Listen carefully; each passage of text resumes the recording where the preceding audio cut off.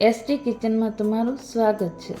ગણપતિ બાપાનો તહેવાર ચાલી રહ્યો છે, તો ગણપતિ બાપા માટે આજે આપણે માવા કે ચાસણી વગરના ટોપરાના લાડુ બનાવીશું।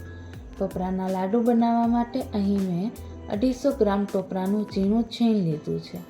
હવે એક કઢાઈમાં 4 થી 5 ચમચી જેટલું ઘી નાખીશું।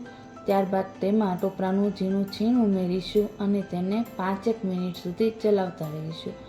આપણે આને ઘીમાં સરખી રીતે મિક્સ કરીને શેકી લેવાનું છે, એટલું પણ નહીં કે તે બળી જાય, એટલે તેને 5-1 મિનિટ સુધી જ ચલાવતા રહીશું અને તે સરખી રીતે શેકાઈ જાય એટલે તેની અંદર 1 બાઉલ જેટલી મલાઈ ઉમેરીશું।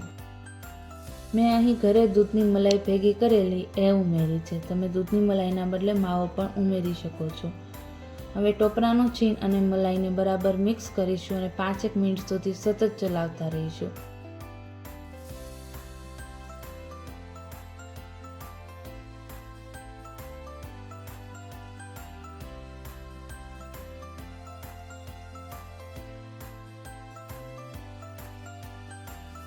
ત્યારબાદ તેમાં 1 બાઉલ જેટલી ખાંડ ઉમેરીશું।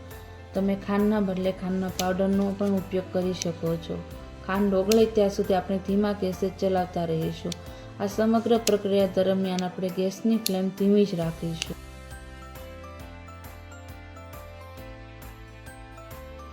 હવે આપણી ખાંડ ઓગળીને સરખી રીતે મિક્સ થઈ ગઈ છે, તો આપણે કઢાઈને ગેસ પરથી ઉતારી લઈશું।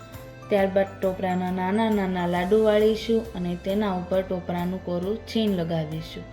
આવી રીતે આપણે બધા લાડુ તૈયાર કરી લઈશું।